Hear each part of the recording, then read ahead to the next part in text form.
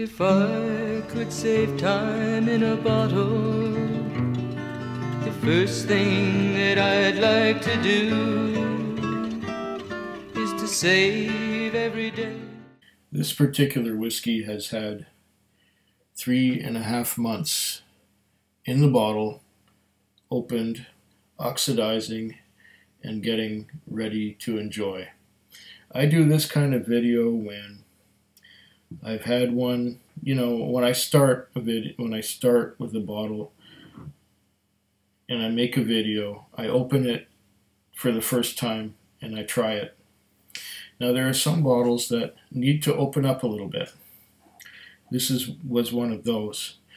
It really didn't live up to my expectations when I first opened it. Some people say that a neck pour is not the way you should judge a whiskey. You should not judge a whiskey on a neck pour. But that's usually what I do when I start. And if I like it on a neck pour, fine. If I don't like it, then it requires a little bit more scrutiny, like this one here. I've heard so many good things about this. There have been so many great reviews of the Mortlach 15 from Gordon and MacPhail. I forget how much it cost. You can check the earlier video on this particular whiskey. But I'm going to try it now and put it through its paces and see what I think of it now after it's been in the bottle for 3.5 months.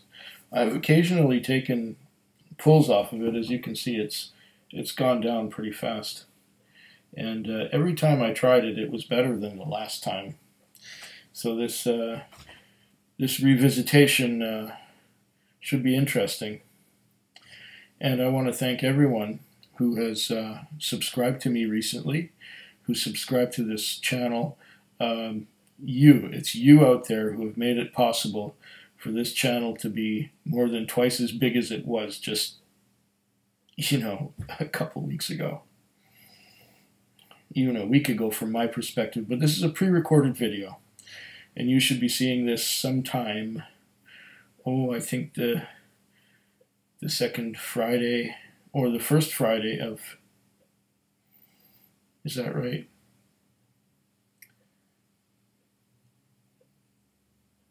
Yeah, the first Friday of the year. So about a week from now. Now it's the 28th of December, almost the 29th. It's 11:09 p.m., at least in my time zone. So this should be going up a week from now. So that would be what? The 3rd? Let me check my calendar. And the calendar says, come on calendar, December 2nd, 3rd, 4th. The Friday is the 4th. Okay. Hopefully we haven't dropped too many frames there by opening up the calendar. On the nose, I'm getting a beautiful nose.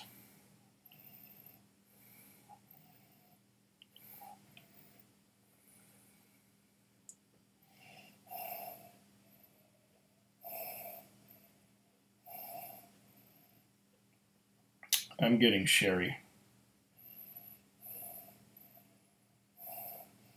I'm getting a little bit of sourness on the nose. Don't know where that comes from. I'm getting medium ripe fruits.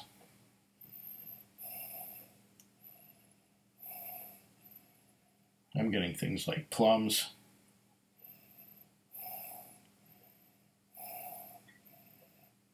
I'm also getting some dried fruits. Plums, prunes.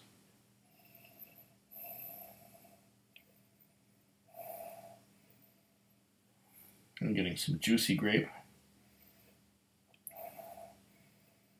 I'm getting a little bit of what reminds me of ginger.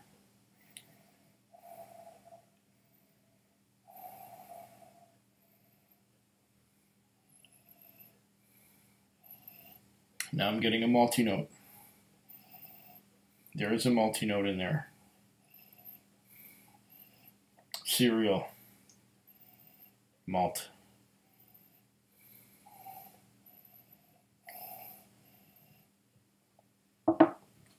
This is bottled at 43% alcohol by volume. Matured and bottled by Gordon and MacPhail in Elgin, Scotland. Since 1895, Gordon MacPhail has worked with the majority of Scotland's distilleries, and today matures, selects, and bottles some of the world's finest and rarest single malt Scotch whiskies. 15 years old, Mortlach's main claim to fame is that it was the first of 7 distilleries to be built in and around Dufftown. The distillery operates a unique distillation process which distills the spirit 2.5 times. Fresh and fragrant with a distinct malty nose. Okay, I got the malt. Sweet with hints of candied fruits. Delicate sherry influence. Yeah, you know, the sherry influence is not overpowering.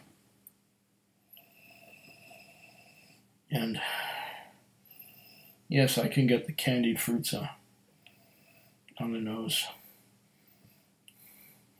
But they're indistinct. You know, I got a little bit of plum, a little bit of prune.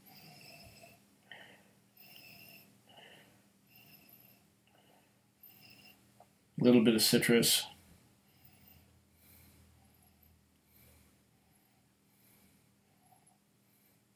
And of course, malty. That's what I got on the nose. Let's take a little sip of water before going for the palate.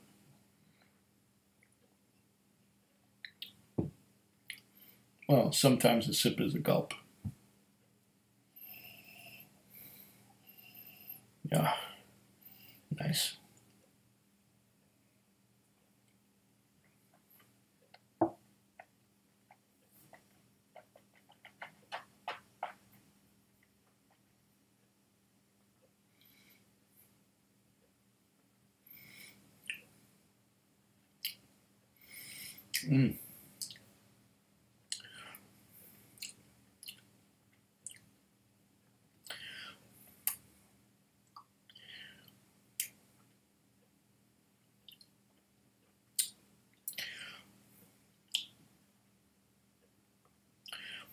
There is a thick coating of fortified wine all over my mouth. It's mouth-watering. I'm salivating like crazy.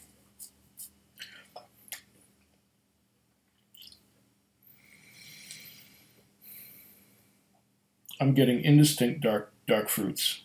Indistinct. I can't tell what exactly they are, but there are dark fruits.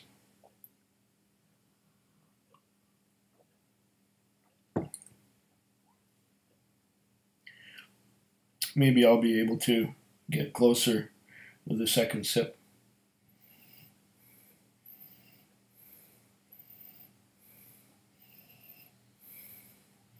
It's very pleasant. It's malty and fruity all at the same time.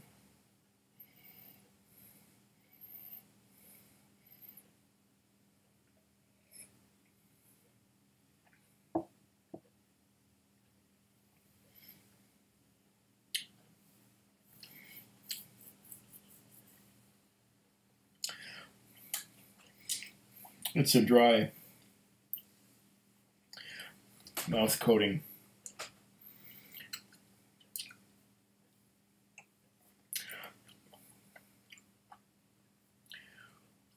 Dry and fruity. Astringent. Astringent would be the word.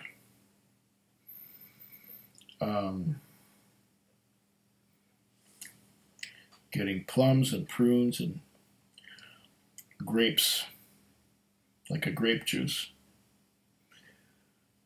It doesn't have a lot of that heavy fig and date kind of thing.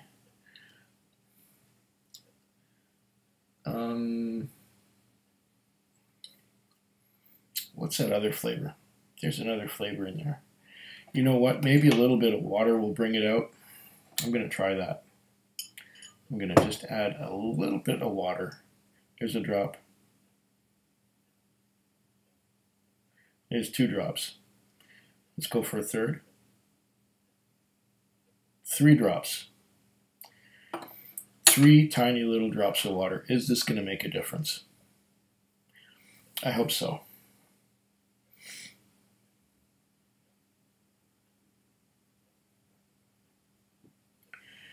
Three and a half months. That should have been enough oxidation. Oh, it's a lot richer.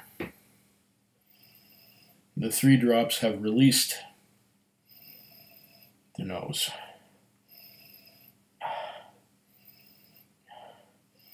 It's a lot fresher now. It doesn't smell so closed in. Because earlier on, before I added the water, it smelled like it was in a straitjacket. But now, much deeper fruity notes.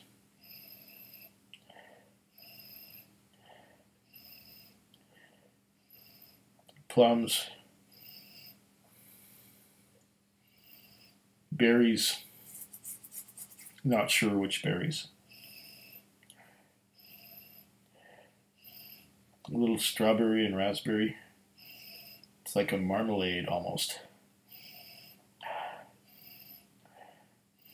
I'm smelling marmalade and jam. Fruit marmalade, strawberry, raspberry.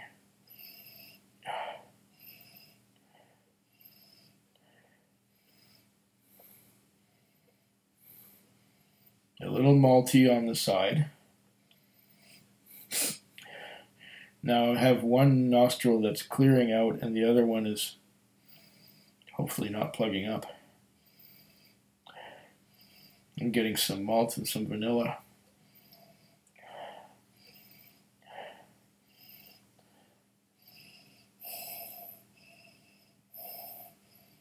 Oh yeah, the water made a big difference.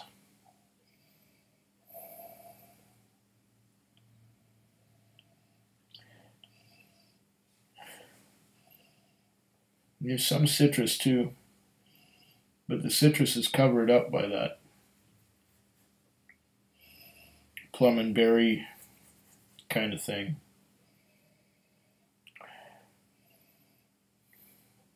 Yeah, there's citrus. And the malt too. Now we're going to taste it. Now maybe it will give us more than it did earlier. Mm.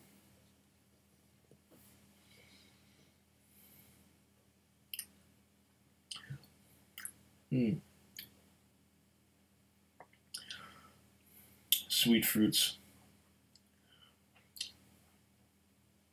Vanilla. Caramel. There's some caramel in there with the vanilla. The tongue is tingling with flavor. Dry finish. Dry finish, and it's not a chewy mouthfeel. It's astringent, but I'm still tasting those fruits while my mouth keeps watering. It's a good finish. If you generally like sherried whiskey, this one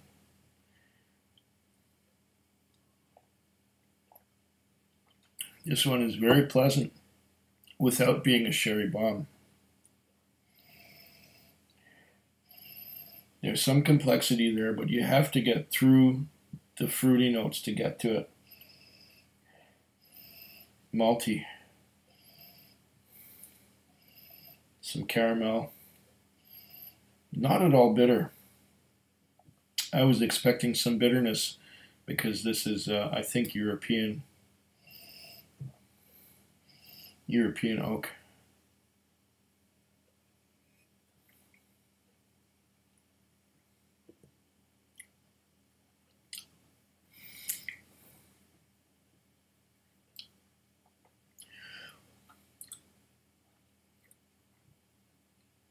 Still, I'm getting this beautiful, beautiful fruity mouthful with a hint of white pepper, just a hint. And then it moves on to a dry finish that lingers on with a little bit of citrus and just the slightest hint of bitterness. But it's mostly astringent in the finish. It's mostly dry. Oh. You know what? This is growing on me. This is definitely growing on me.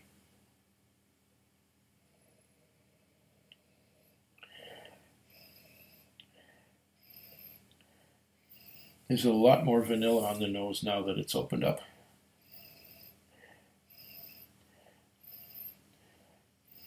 Vanilla, and I'm getting a bit of oak. I'm getting a little bit of tannins.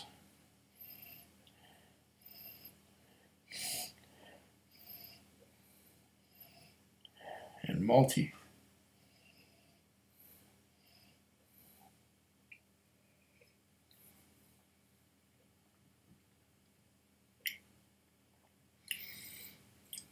Oh.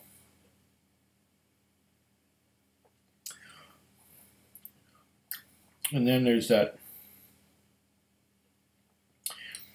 citrus and berry in the finish. It's just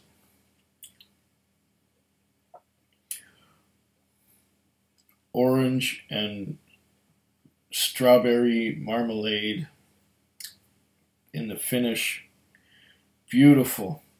You got to be a little bit patient with this one to get everything out of it. But if you do sit there for a while and you nose and you add a little bit of water after tasting it the first time, it gets creamier, but it's still dry in the finish. Very dry in the finish. But there are bursts of flavor in there. You just need to be a little bit patient to glean them out. This is a very, very satisfying dram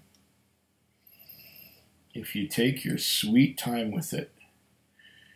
But if you rush and hurry, you won't get much. Superb. Now I see and experience what Ralphie Mitchell saw in this one. Oh, man. And I'm not usually that big on sherry, but this gets better every time I sniff it and every time I taste it.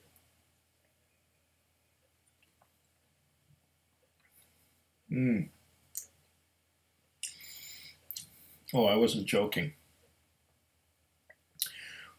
There's fruity notes. There's a bit of ginger. There's caramel. There's vanilla and dryness. But the fruity notes linger on. And they linger on and they're still coating the mouth. Oh, fabulous.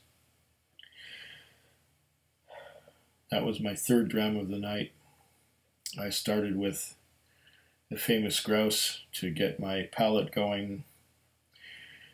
I had a Tullibardine 225 Highland single malt finished in Sauternes casks at 43%. This one's also at 43%. And I'm going to move on to the next one.